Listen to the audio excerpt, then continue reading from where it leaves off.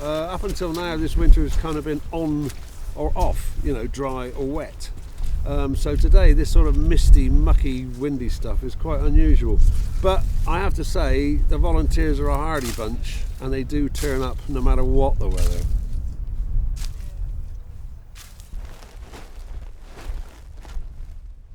The kind of hardcore people that we get are usually semi-retired or retired folks who want to give something back and reconnect and keep their lives going and stay active, which is lovely, which is fantastic.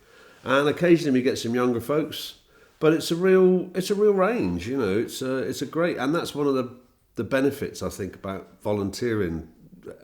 And you get to be outdoors and keep fit, but also you meet a whole range of different sorts of people, and there's a lovely, you know, I love it when there's conversations going about all sorts of things when we're having a cup of tea or something.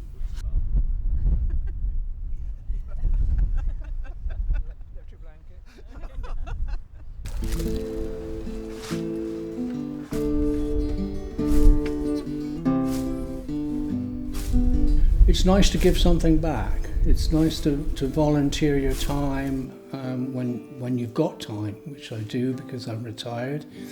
I enjoy working with the people I work with. We have a good laugh sometimes. And the work I do, I feel, is useful. When I was growing up in Cornwall, folk clubs were very big, so I got into playing folk then. I play in a street band, and I play for the Morris side, and I play in folk clubs.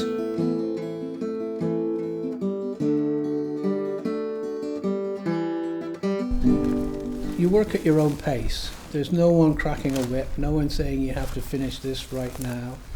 So you just learn to adjust a bit. And a lot of us are older and seeming to manage quite well. It's better than going to the gym.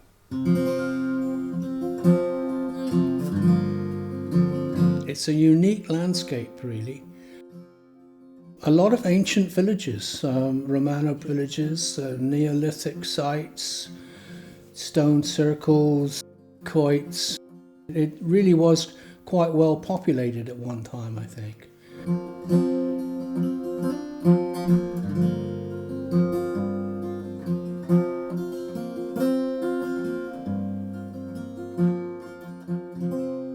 Initially there were grist mills here, and then in 1861 a tin processing area was built.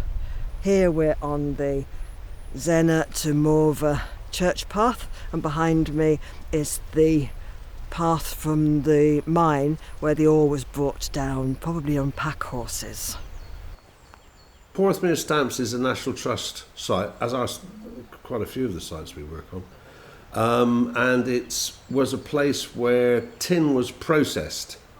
So tin from the mines was brought there because it's on a river. So it had three, I think, water wheels there, which powered the stamps. And the stamps crushed the ore. There were things that went up and down and crushed the ore.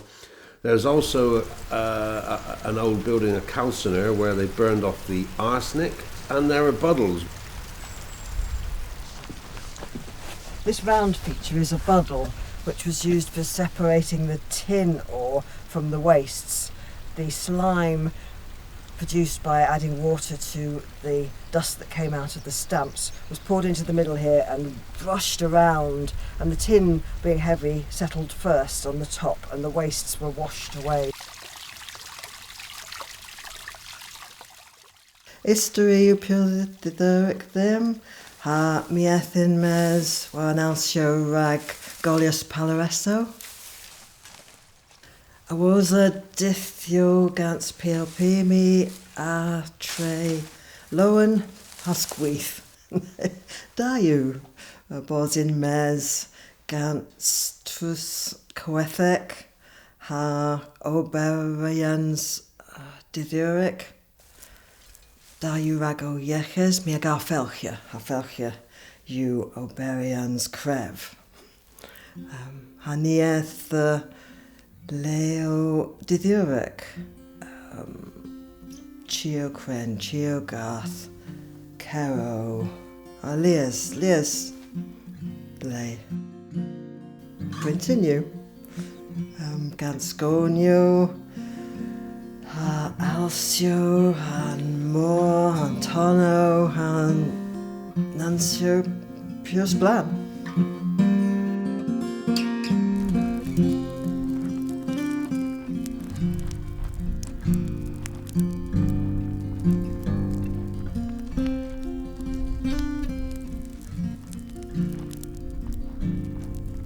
Down below it's the stamps where they process the tin, and up here this is Mill Farm, and as far as we understand it, it farmed the land to produce the food to keep the workers down at the stamps going. So this is about 17th or 18th century, and a lot of it's ruined now, but a lot of it's still intact, and it's really worth preserving for people to see.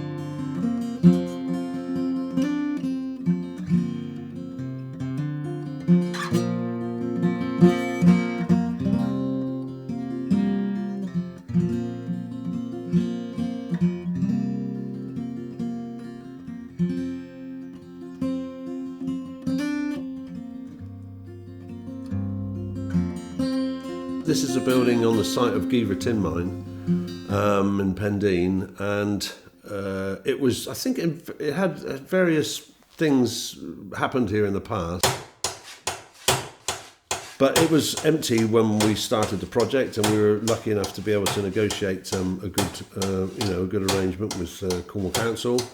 Benches, tools, sink, all the rest of it, plenty of space, and it's ideal, and it's right kind of in the right place for access to all the sites that we get to. Because it's lottery funded, we have been lucky. We have been able to buy the best tools and get the best kit, but they do need maintaining, and so that's what's really good in here. So we spend days sharpening the tools, repairing them, and just generally making sure they're safe to use.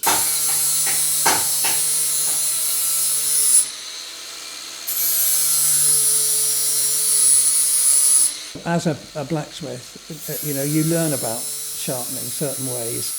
So when it comes to the tool maintenance, I'm very much at home, and I think I can make quite a good contribution to it because of the things I've had to do in my own workshop. The money earners were commissions, big commissions. For example, I did a big archway in Bradford. I did gates and railings and all sorts of things for local authorities sometimes. And alongside that, I did small pieces like clocks and paper knives, all sorts of stuff. When my wife died 2 years ago, it kind of took the wind out of my sails a bit. So all that creative aspect disappeared, and I just couldn't. I don't know what it was, but I date it back to that. I ceased to do anything very much at that point. But I replaced that with writing. I've written about 15 stories, and at the moment I'm trying to get them published, and I've had 2 or 3 refusals, but it's still going, so we never know. I decided I would do 2 days a week, and particularly after my wife died. It was a kind of lifeline. I needed to get out. I needed to do things, and I needed to do useful things. And it ticked all those boxes, I suppose. And a lot of variety, meeting nice people, enjoying the physical activity, whatever it was, and learning about the geography of Penwith. I've went to places I would never have discovered otherwise. So it's done a lot of things for me.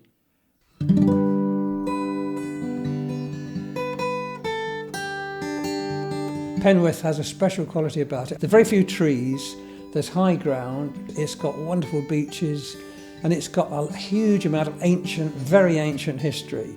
And when you combine that together, there's a kind of magic in the air.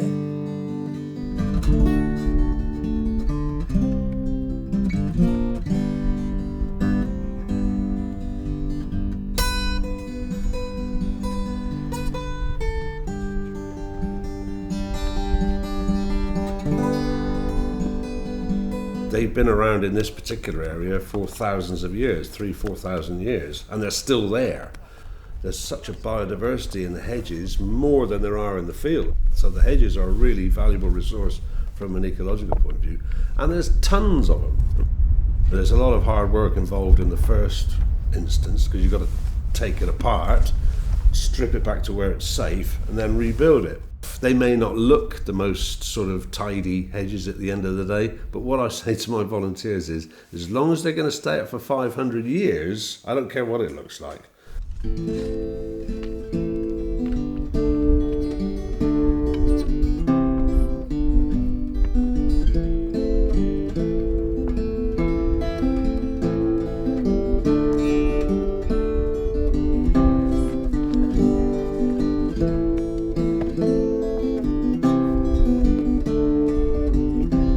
Cornish hedging is a very creative thing. You're solving problems, you're lifting heavy weights and so on.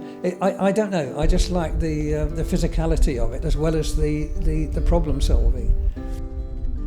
I think it's a task which people can really get into, and it's very satisfying. You can turn around, you walk back, turn around and think, oh, I made that. And that's a really nice thing to do. Richie does an excellent job organising where we're going, where we're going to park, getting all the right tools. The tools are in a brilliant state. It's better than any other volunteer group I've ever been out with. If you've retired, as I have, after having a pretty physical activity for most of my working life, you miss it.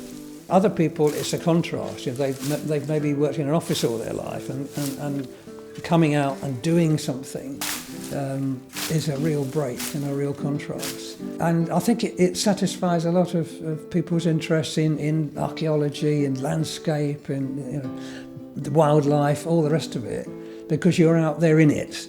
It's one thing just having a nice walk one day, but it's another thing working out in a field or a lot of the time overlooking the sea. I would say to anyone, come along, give it a try. You'll be helped all along the way. We're all volunteers, we've all got different levels of accomplishment and skills, and you'd be very welcome.